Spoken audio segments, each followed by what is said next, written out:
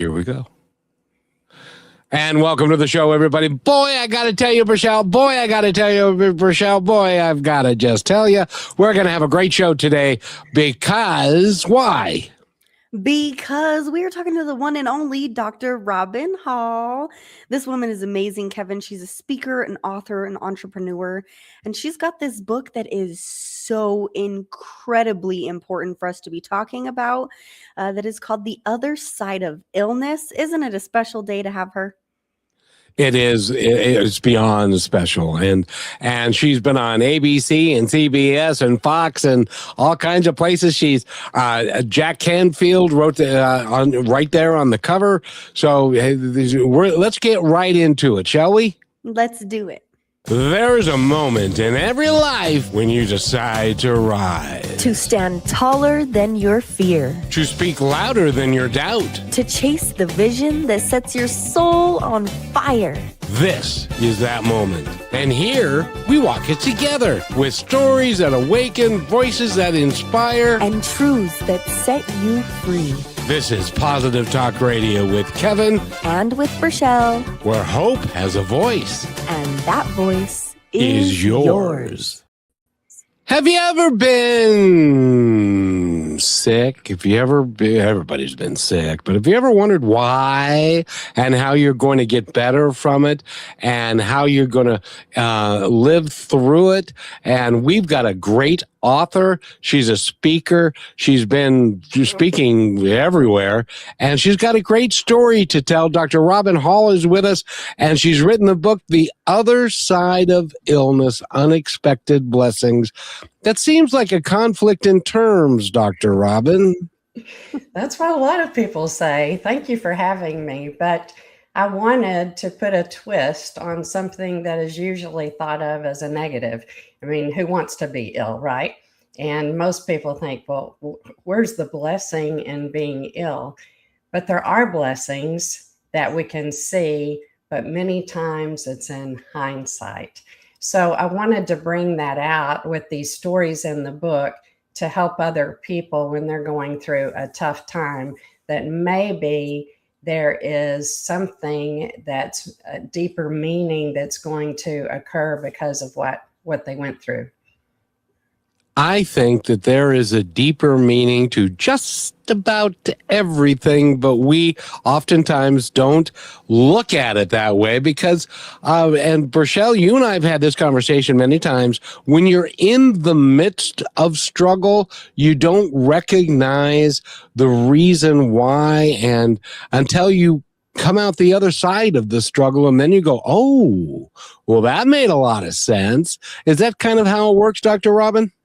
That's the way it works. And, you know, it's just amazing through my own personal experience and taking care of thousands of patients over 30 years in the office. Different people respond to a health adversity differently. Everybody's different.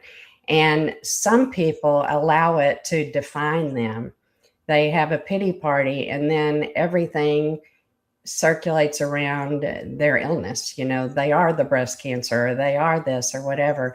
And I wanted people to see that the illness is an adversity that you may have gone through, and not every illness is life-threatening, but most of it can be seen as life-altering. It's all about perspective. And I've seen people that totally crumble, and then I've seen other people that are kind of in denial about their illness. And then I've seen people whose lives totally change for the better because of the journey they went through. Rochelle? Yeah, it makes so much sense. I think that focusing on the adversity of that, how you mentioned, Dr. Robin, is so important. And it doesn't matter what it is, it matters who it is, right? And to give ourselves the space of acknowledging what we're going through and knowing that it is hard and having the time that we need. But also, isn't it so important to have the right support around you so that your mentality and your perspective of everything can broaden maybe a little bit, so you're not just seeing the trees that you're walking through? Support is so important, and I'm glad you mentioned that. I talk about in the introduction that my husband had stage 4 non-Hodgkin's lymphoma. This was about 10 years ago. He finally got his port out, chemo port out about 2 years ago. It was a very difficult journey. And during that time, I was also running my practice. Our daughter was young then. And when you're in a situation like that, as the caregiver or as the patient, you can become very isolated. And, as a physician, we're trained to always solve all the problems and be the one in control. It's hard to ask for help. But I learned during that time, and then later during my own cancer diagnosis, that you have to be willing to let people help you. They want to help you. But you've got to have that support, because otherwise, before you know it, you can become very depressed and very isolated. Yeah, it's true. How do you help people understand? See, I have a firm believer. Now, let me preface this. I've had 11 surgeries in my life. I've had my hips replaced, and the list is long and varied. But I still consider life a grand adventure. When do people lose that enthusiasm for life because of something that's gone wrong, and it no longer is a grand adventure, it's a royal pain in the butt? Well, most illness is a royal pain in the butt, but it's really very individual. Like I mentioned before, some people just, their whole persona is to go into this pity party thing. But it's very hard when someone goes through one thing after another. And again, that's where support comes in. For me, that's where my faith comes in. I would not have gotten through all the things that we've gotten through without having a higher power supporting me.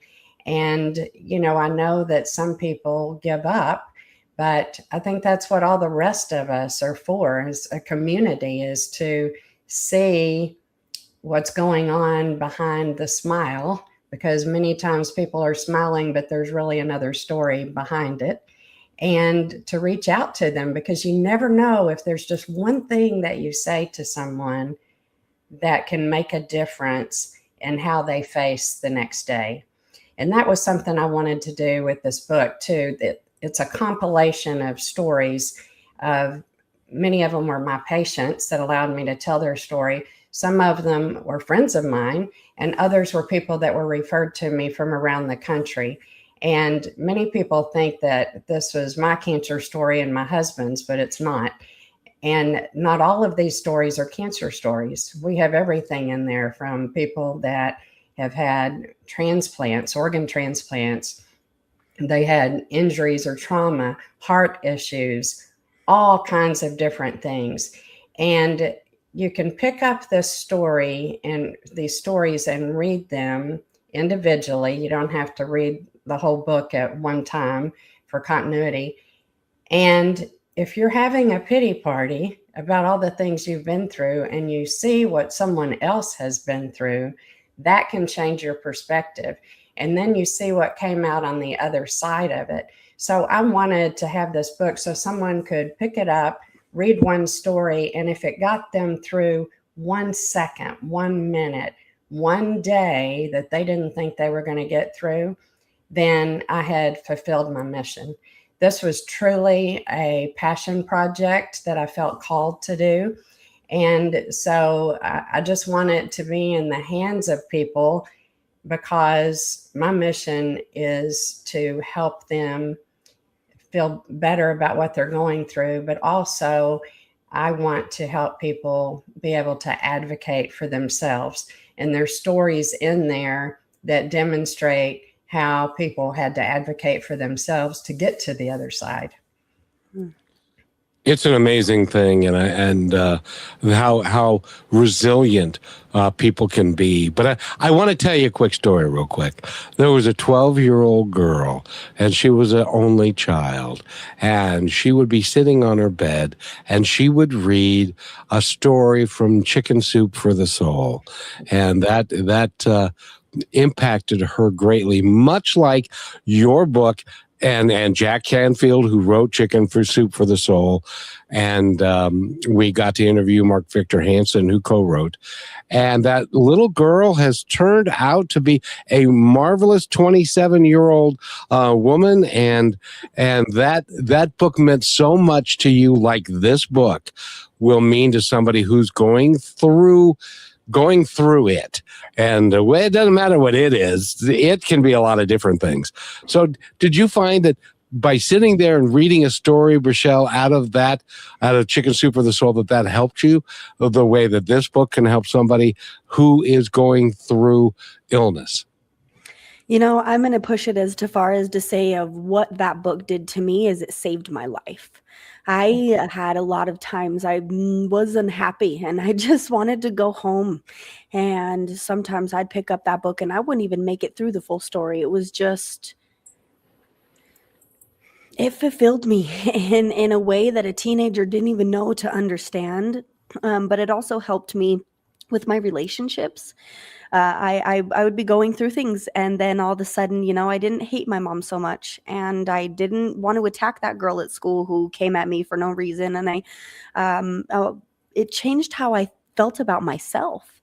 And I know that book has the power to do that same thing. And I got the opportunity, doctor, to ask Mark about how this all came to be. So I must ask you the same thing. What sparked this book into creation?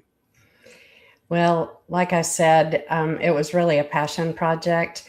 When I was practicing medicine and my husband went through his cancer, and then I was diagnosed with breast cancer about 5 years later, I just felt like I was being told that I needed to help other people that are going through illness, because I've been on all sides of the stethoscope, is what I like to say, as the patient, the caregiver, and the provider.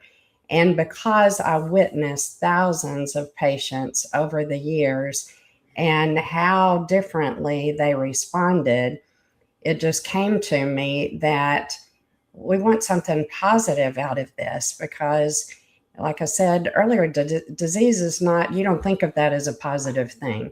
But if we can change the perspective, which is what it is, and you mentioned that a while ago, Kevin, is just people's mindset. It's all about mindset. It's all about perspective. And I have changed so much just through my journey and setting intentions. And if we set an intention that today is going to be a good day, that we're going to get through it, that no matter what comes our way, we can get the help we need, it changes everything. And so that's where it came from. It literally, I felt the calling. I'd always wanted to write a book, but I wasn't sure what it was going to be about. I've written articles for magazines, and I used to write health articles for local newspapers, but I had never written the book. And I have done a lot of lecturing at medical conferences, but now the talks I give are very different. They're not lectures, they're more inspirational talks. So I feel like that because of my cancer, I was called to pivot from seeing patients in a clinical setting every day to reaching a much broader audience because of the journey I went through. Well, I have to tell you, my favorite word is now becoming pivot. Pivot's a good word. It's been around for 2 weeks and it's not going anywhere. I think there's. Oh, really? Has everybody been saying pivot? Everybody's saying it. Well, it is important because, what I tell people is that life doesn't always check your calendar, and illness definitely doesn't check your calendar. and you have to be flexible. As an entrepreneur, doing a type of medicine that nobody around here had done, concierge medicine, I had to be flexible. I had to pivot. I had to change things to find out what worked the best, what didn't work the best. And we have to do that in our lives too.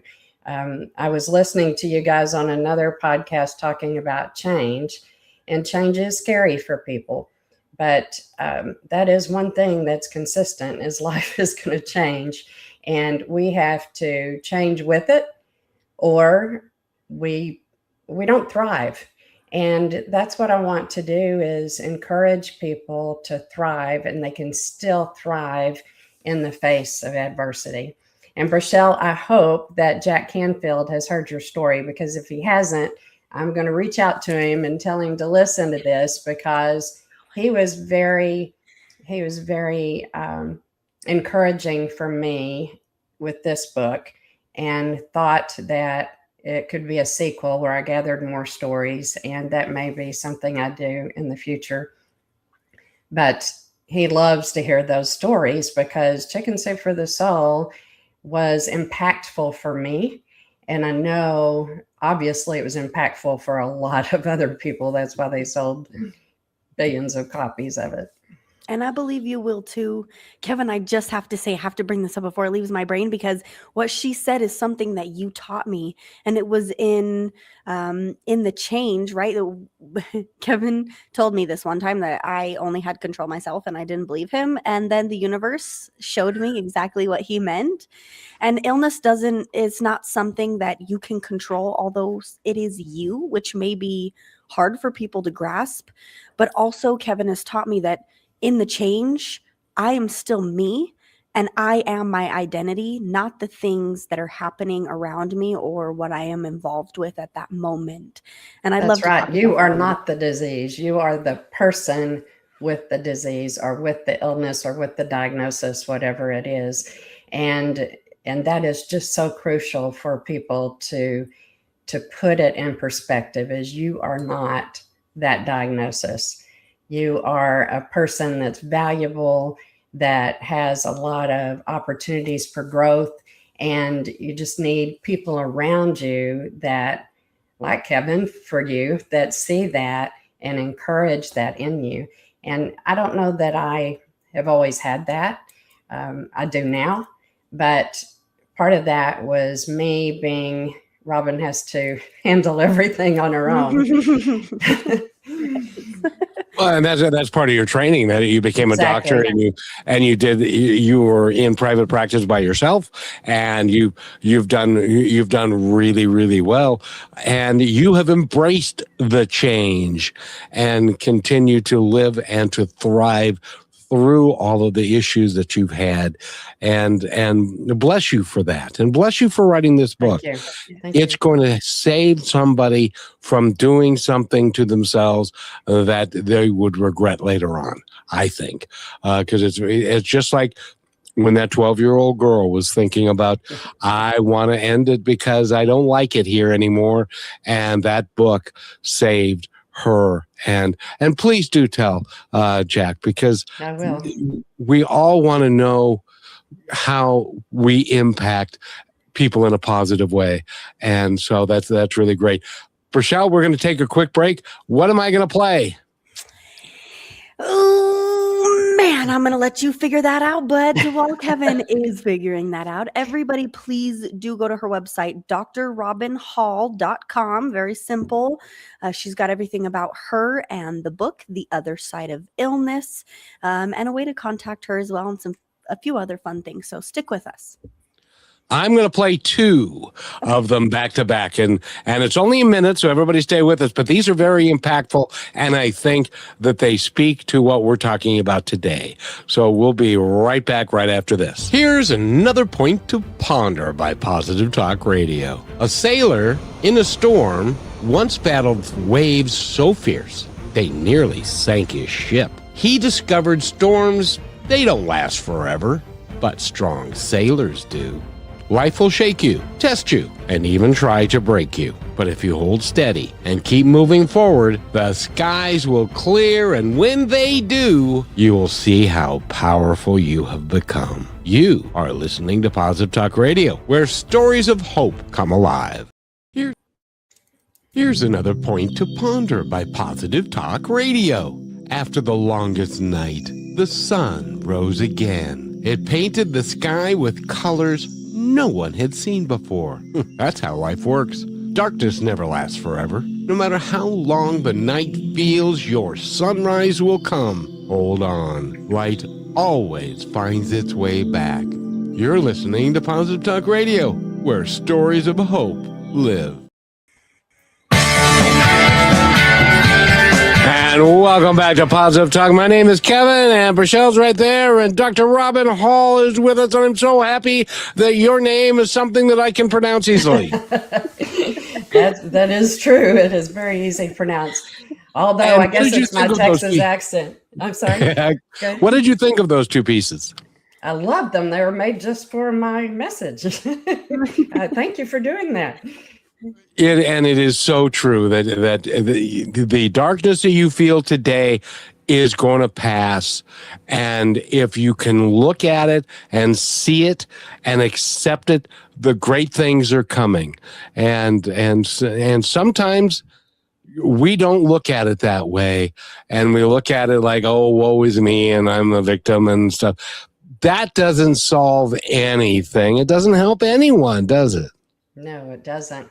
And, you know, part of this mission and what I'm doing is also helping me, because right now I have also found myself on the other side of the hospital doors because my husband's ill again. And talking about these things also is cathartic for me and helps me. You know, most of the time, we need to hear our own messages, the messages that we put out to other people, the preacher that preaches a sermon that he needs to hear. But this is pretty ubiquitous. Everybody in the whole world is going to go through some sort of adversity. Illness just happens to be the one that I talk about, which is really interesting because my whole career was based on prevention. And here I am writing a book about the other side of illness. So unfortunately, we can't prevent every type of illness that comes along. But when there is a diagnosis that's scary, we can deal with it in a positive way if we just set our intention to do so. And I want to pivot off what I said originally. The pivot. Pivot. Because of what you just said, Doctor.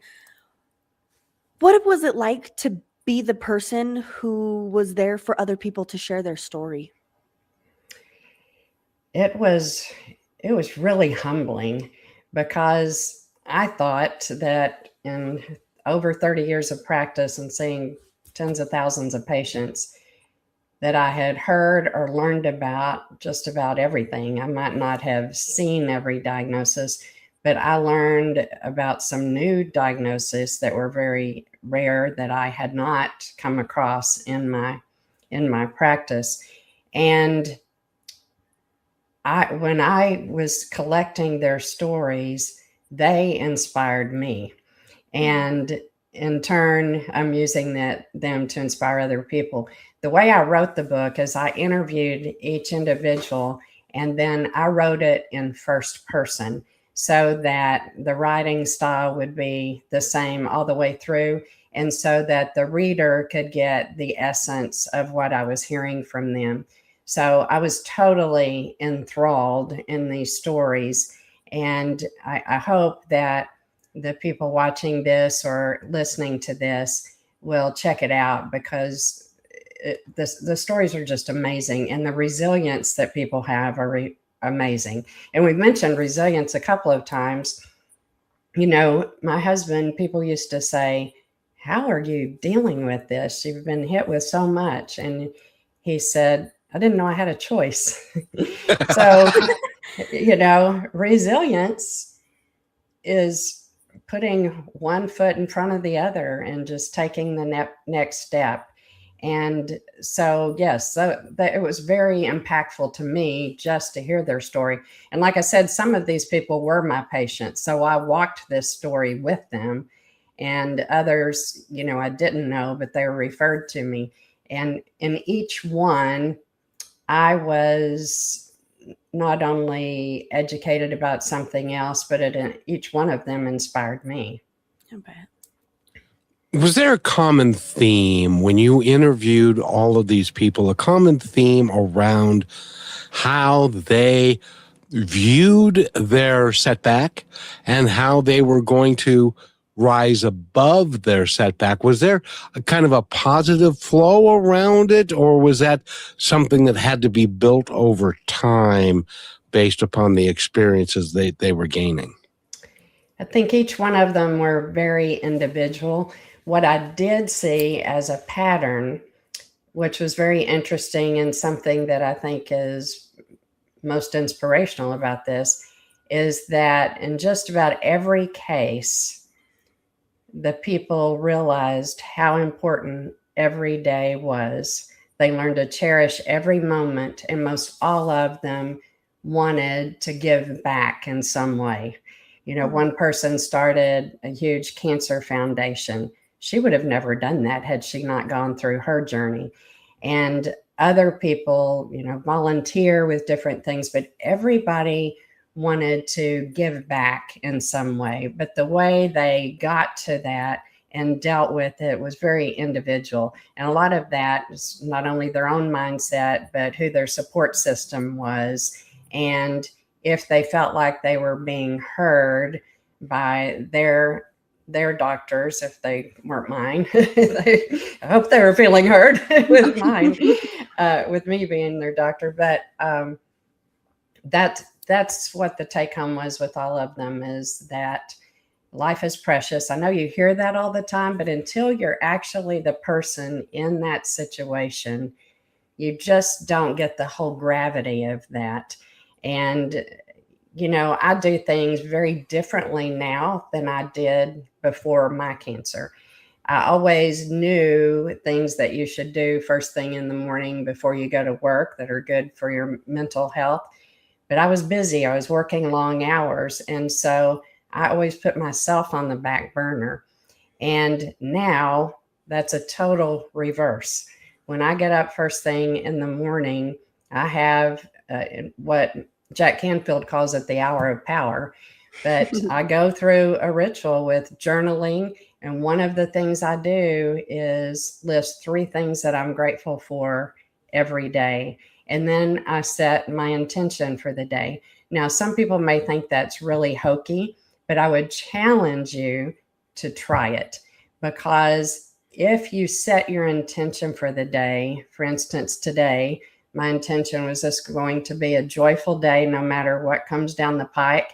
And I'm going to have a great discussion with Rochelle and Kevin. Okay. So if you don't start out the day feeling positive, then you're going to start reacting to things possibly negatively as they come along. And people just don't understand the power of that until they try it. It's very hard to be negative when you start the morning out saying, this is the way it's going to be. You put it out there in the universe and it works. It really works. So I do that every morning, plus my exercise, and it's totally a game changer for resiliency. Yeah. Well, every time something tries to go wrong, you remember saying that to yourself. And you're like, Exactly. Actually, nope, that's not worth it. I'm going to keep going. Exactly. And I'm holding on to my Skittles, Kevin, because you guys both just tied in something that I really want to touch on before we take our break. But before I tell my story, when we do that, Kevin, do you have a quick little question? No, it's not quick, so go ahead. Oh, damn. Okay, well, let me preface this, and then we'll come back from the break and give you time to answer it, Doctor. But it reminded me of something I experienced this weekend that kind of just tied in with what you started to say. So it was perfect. My best friend has a 1-year-old daughter. She is the cutest thing in the entire world. And this weekend, she had a good day. She woke up that day and she was just going about it, right? It wasn't one of those days where she slightly hits her head on the floor and then she screams bloody murder. And I bring that up because we're out in the sun all day long. It's one of the warmest days we've had so far. And she's out running around and her feet are moving faster than she can control them. So she goes head first over and over and over. And I watched this goose egg just build on her head. And there was this last time she fell and she looked at me like I was going to do something about it. And like she was confused. Why does this keep happening to me? And I saw her process, how she was feeling about it. And I looked at her and I said, it's okay. As if we're going to continue on. Things happen. And she shrugged her shoulders back at me, turned around and kept doing what she was doing. And she didn't fall again. And in that, I think about us as adults and our resiliency of what we have to realize is a choice, right? Because she didn't realize it. She didn't have a choice about tripping over her feet. She's learning how to walk, but she's resilient to that. And it's in the daily things that she has and how she starts out the day, as you were saying, that will guide that. But when you're an adult, things get a little more strategic. And so really, I want to focus on how you help people focus on their daily habits and what gets them through those things, because I do believe that the daily habits we have might control our perception on everything. And I want to know if you agree.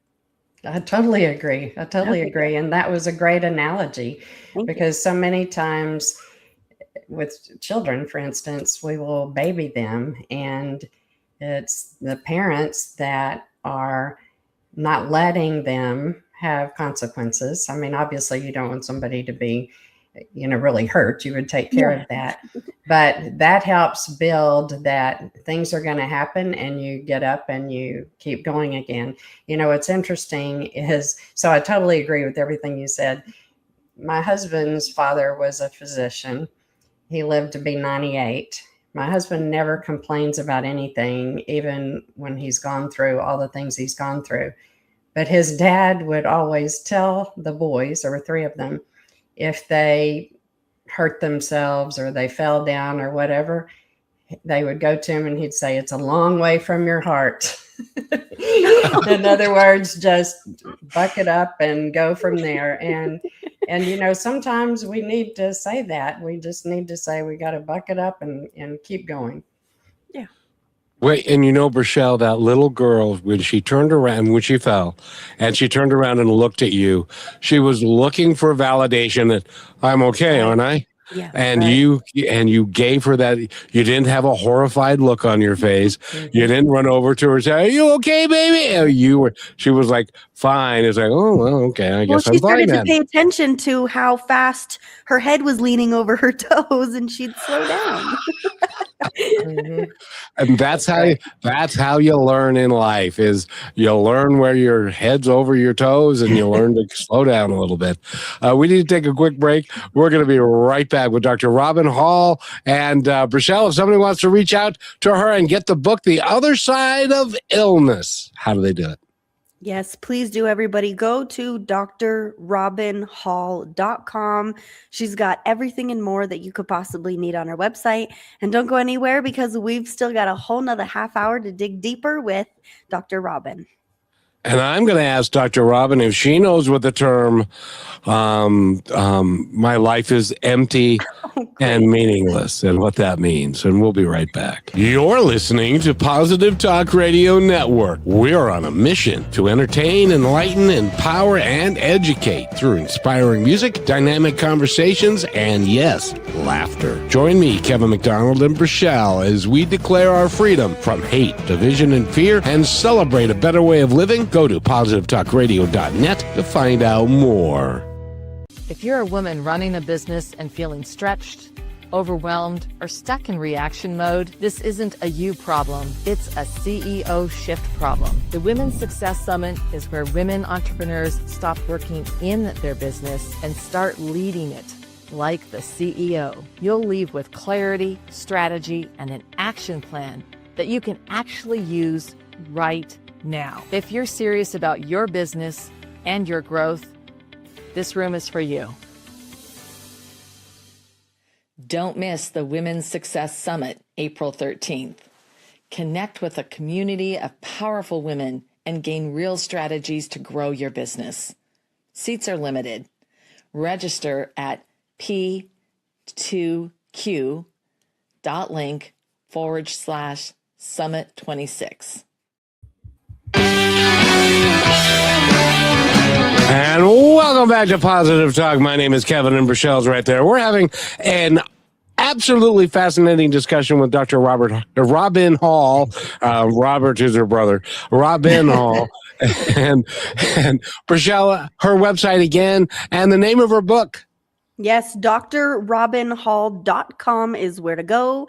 And she's got the book on there, The Other Side of Illness. Could illness be a blessing in disguise? A positive, life-changing experience.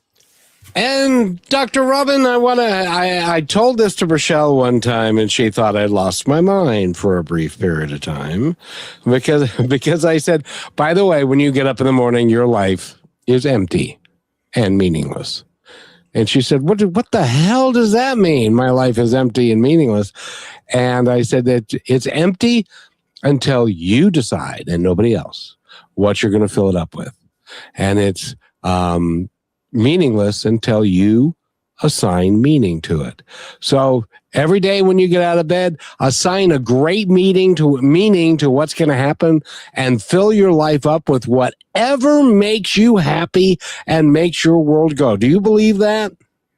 I totally believe that. It's all a choice. Every morning when we get up, we have a choice on how we want to live it. Now, I don't want to be Pollyanna about it. Some people are in dire situations, but you can still choose how to approach it, and you can choose to be joyful even in the storm.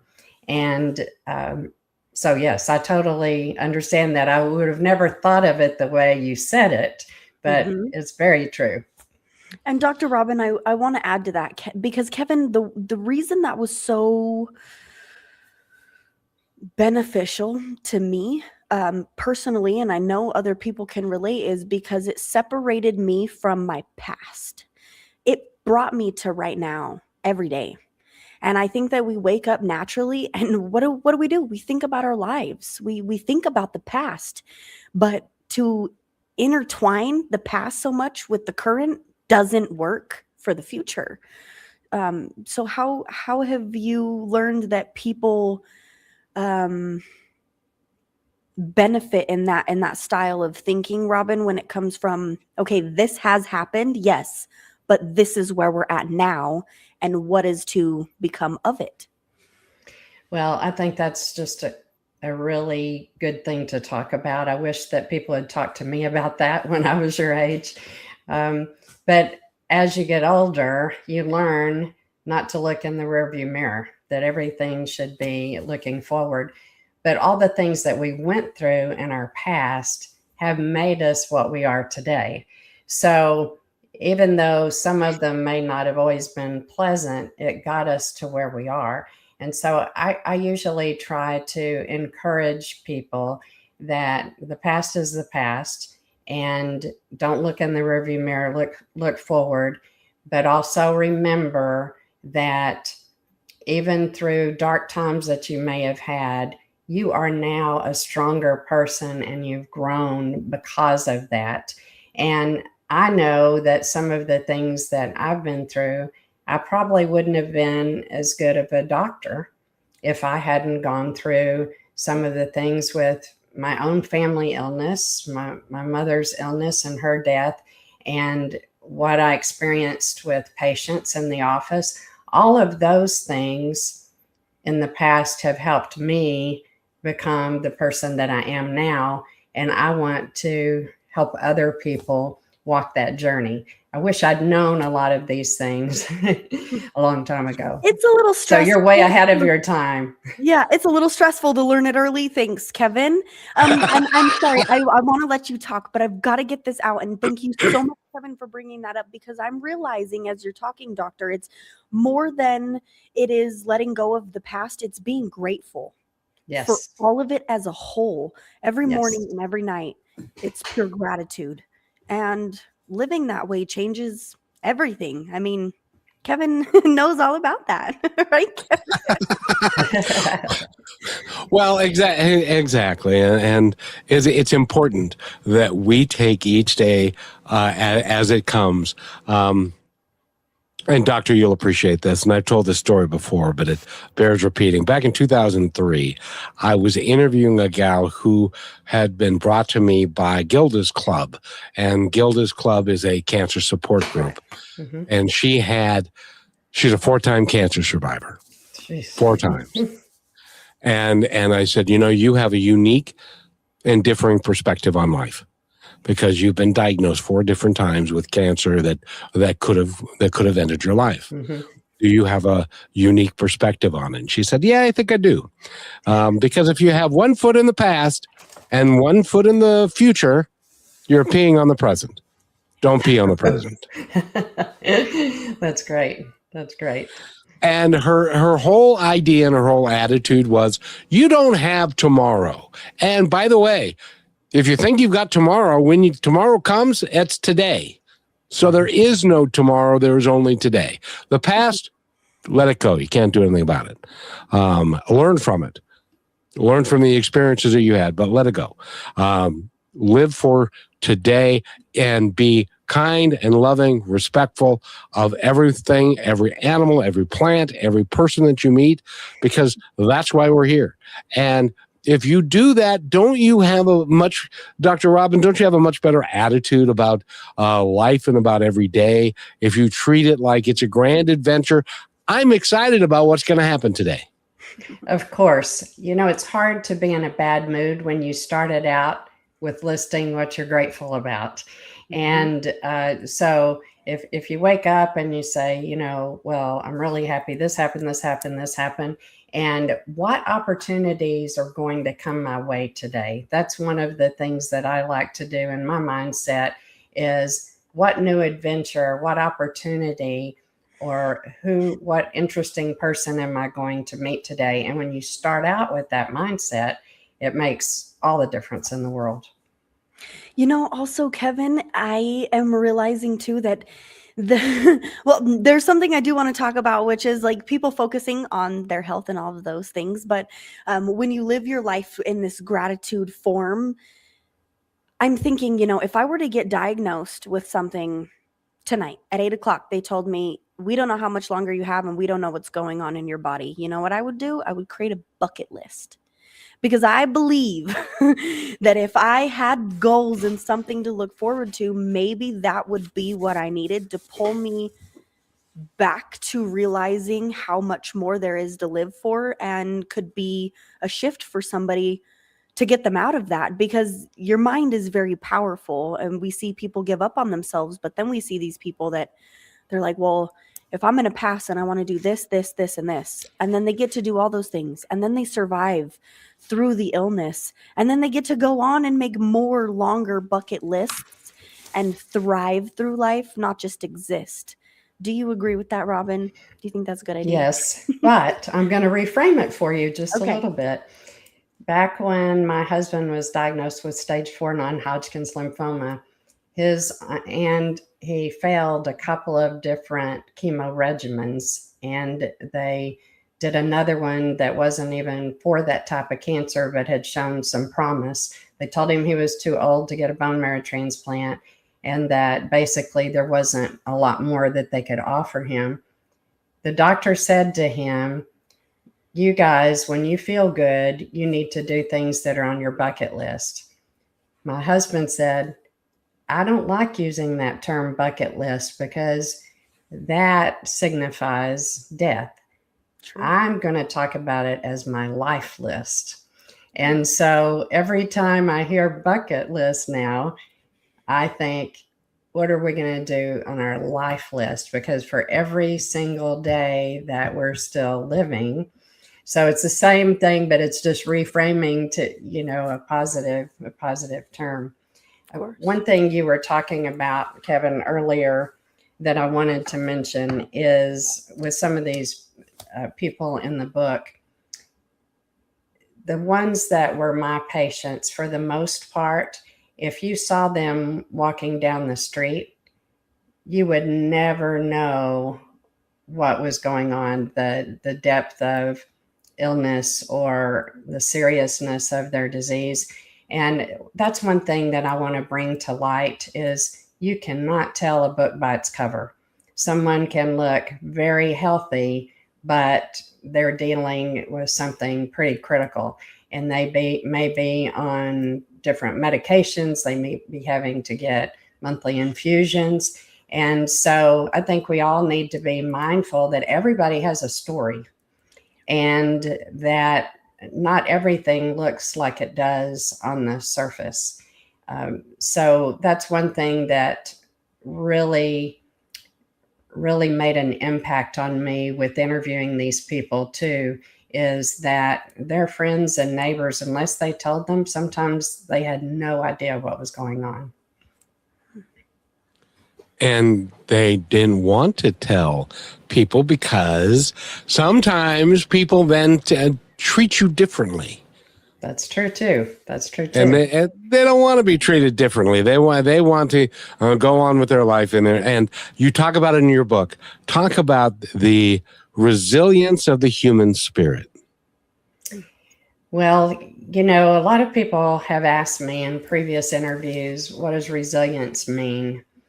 And I've thought about that a lot, but I think that resilience in the case of people in this book, it is a spiritual thing in some regards, because you have to have that spirit of hope and wanting to continue. And resilience is literally showing up every day. That's what resilience is showing up every day, in my opinion. I agree. I'll take your opinion because I think you're absolutely Whatever Dr. Robin says, I agree. She's the author. She's a speaker. She knows what she's saying. She's a doctor. She knows what she's talking about. And you've been through the wars, both with your husband, with yourself, with your patients. You've seen more life than most people have the opportunity to see. What about life today still excites you? Oh, so much. You know, like I said, my whole attitude is different. My whole perspective is different. Instead of thinking, oh my gosh, I'm pivoting out of seeing patients every day to continuing to fulfill my mission through my book and speaking and all of that, I don't think of myself as getting stagnated. I think of all these other opportunities that are out there. And I think a lot of people, when they get to be retirement age, they just kind of shut down and think, well, that's all there is. But there's a whole world out there that we need to explore. And so what excites me is just meeting new people. We love to travel when health is going well. We have been fortunate to do a lot of travel across the world, and I've met great people across the world and learned about different cultures and all of these things that were a dream come true for me. So those things still excite me, is I know there's a lot still out there for me, and I hope that I can make an impact on other people like Jack Canfield and the Chicken Soup for the Soul. You know, Rochelle, you probably won't remember this, but Kevin may. There was a show on television with Marcus Welby. Remember that, Kevin? Oh, yeah. Oh, yeah. And Kylie was his, yeah. So he was the doctor that I wanted to emulate. You know, he made house calls and he was very much a part of that person's family. Well, I miss seeing all those people every day, but I'm meeting more people and I'm hearing more stories, and that still is very exciting to me. And I enjoy getting to share my knowledge and expertise and years of experience with other people. So there's a lot of things to look forward to. And Dr. Robin Hall is our guest. And Rochelle, her website is, I believe it's drrobinhall.com. Is that correct? That is correct. drrobinhall.com. She's got the book, The Other Side of Illness. And I just want to make it a point to everybody, whether you have an illness or not, make a life list and figure out what that is and why, and live it and be it. Because I'm thinking, if we lived more like that, when the things that come up out of our control, especially in illness, maybe it'll help us before going into that, but also to pay attention to our health and how we're living our everyday lives. If there's something going on with you that just doesn't seem right, and you have questions about it, go and get those answers. Do not wait until it's too late. There's people around you that love you and want you to live a fulfilled life alongside of them. So please go and find the help if you need it. Listen to Well said. Well said. You're going to make me play it, aren't you? Yes, I am. Good job, Kevin. That's why I love this. And we'll be right back with Dr. Robin Hall. And Dr. Robin, I would love for you to watch this and tell me what you think on the other side. Here is another point to ponder by Positive Talk Radio.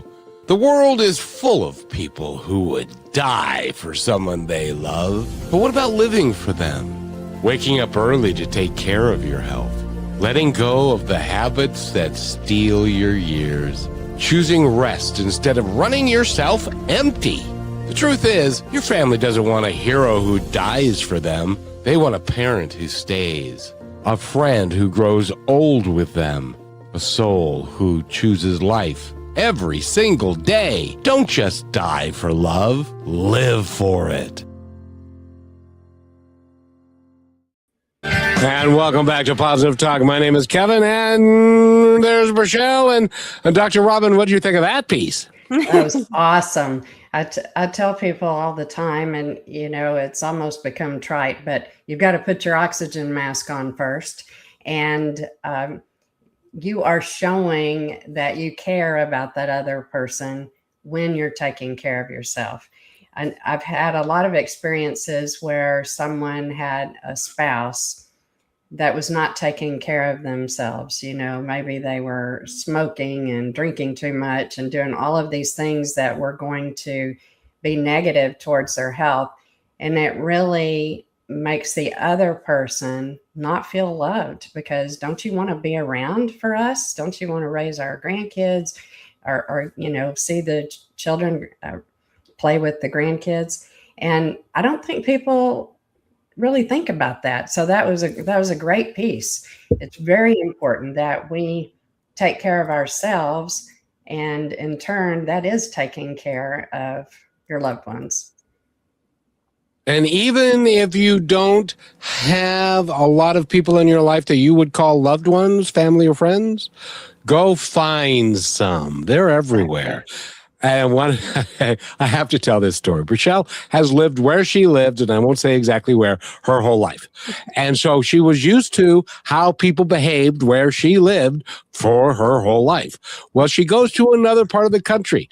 It's sunny. It's 90 degrees outside, and she's in a grocery store, and she sneezes, and two people say, "Bless you." She never has that happen at home, because she was like, What did I do? People are being kind here. I don't understand. I had to remember I was the one who sneezed. Wow. Well, if you were in Texas, if someone didn't say "bless you," you would think they're rude.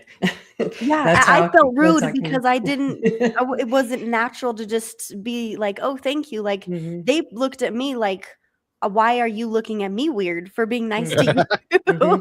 And when I came back, Dr. Robin, I walked around with a smile everywhere, and then everyone was like, "Well, what is wrong with her?" So it's.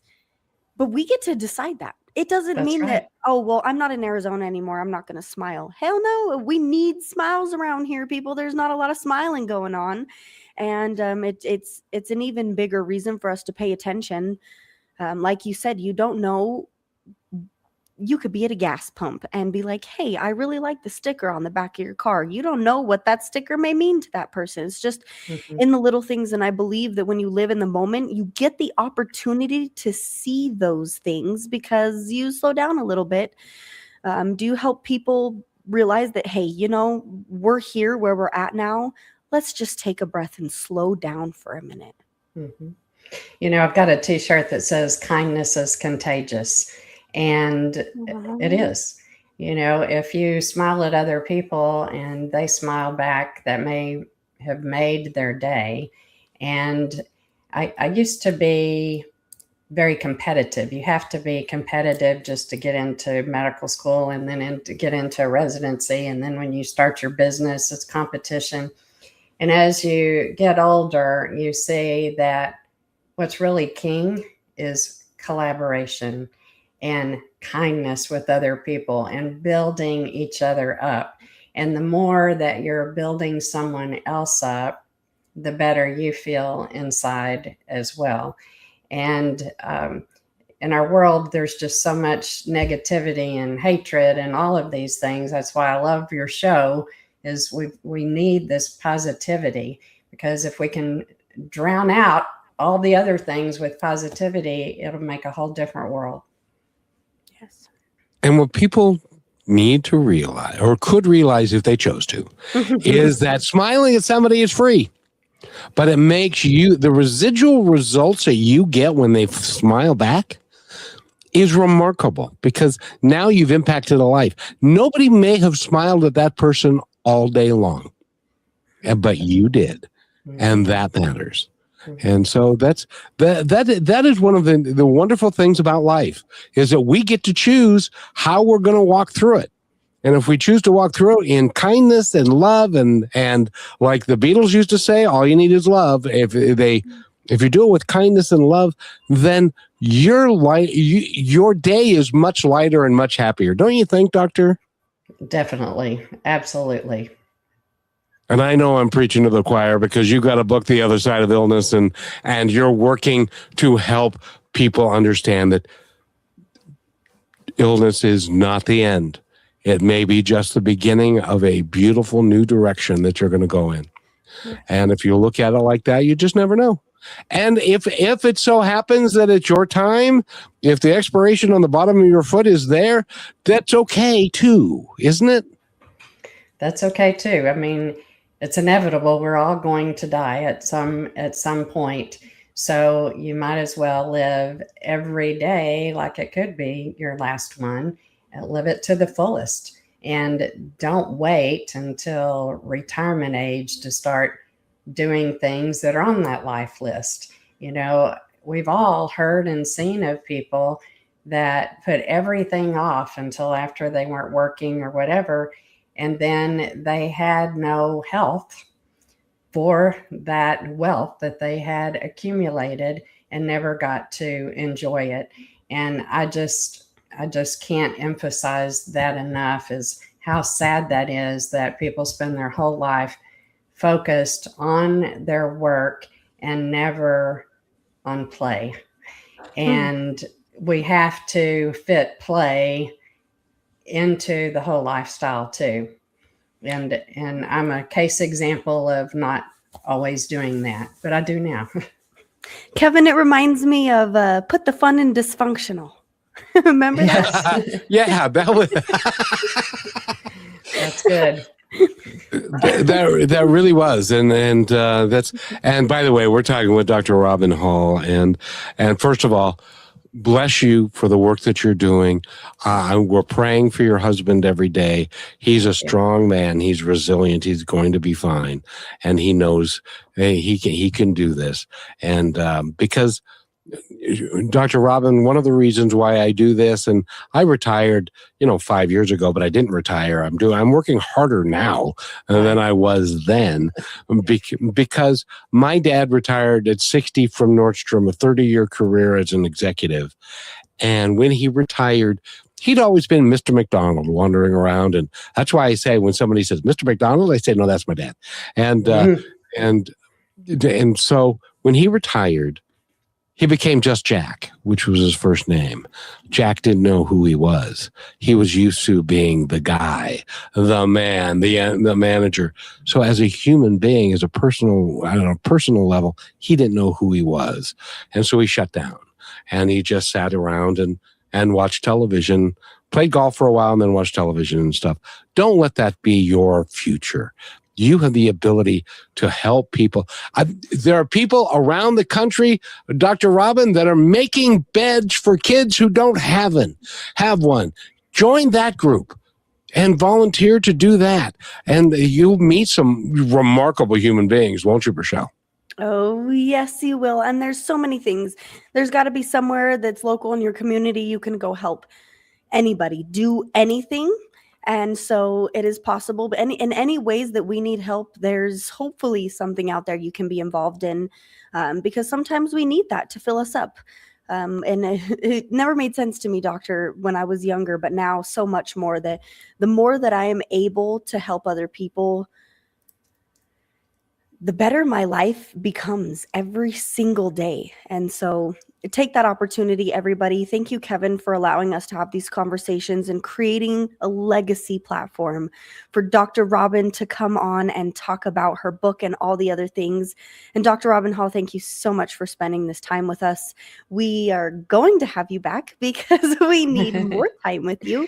Thank you. It's my pleasure. I love the conversation, and my prayer is that many people will be impacted by the things that we've talked about. Amen. And they will be. And by the way, don't you find it kind of ironic, Dr. Hall, that Rochelle says, when I was younger, from our perspective, it's like, you're just a damn baby. What are you talking about? But she's very smart. She is. She's beyond her years. That's great. That's great. I've been through a lot of life, and I think we all have. And give your story permission to have meaning and find it inside yourself, because everything happens to make you better. And I think we all deserve to feel that way. So go to her website, drrobinhall.com. She's got everything there, including ways you can reach her, and also get the book, The Other Side of Illness. And maybe you might find some unexpected blessings along the way. Thank you. You know, Dr. Hall, it's really not fair, but I don't know. So she's so smart and so young. I want to be anyway. So, Dr. Hall, thank you so much for being here. And do all of us at Positive Talk a favor. What's that? Give your husband a great big heartfelt hug. Tell him we are praying for him and that we know he's going to be successful. So thank you. I call him the king of resiliency. And so if anybody can make it through, he can. I guarantee it. He's going to live and I will do that. I will give him the big hug, because we all need those. Every dang day. Every day. Thank you, Dr. Robin Hall. And go to drrobinhall.com and find out all about her and get The Other Side of Illness. There is the other side of illness. So thank you. Have a great day, everybody, and we'll talk to you tomorrow. Thank you for being part of Positive Talk with Kevin McDonald, where stories inspire and voices remind us of what truly matters. May today's conversation give you hope, courage, and a reason to keep moving forward. And just remember, till next time, be kind to one another, because each other's all we've got.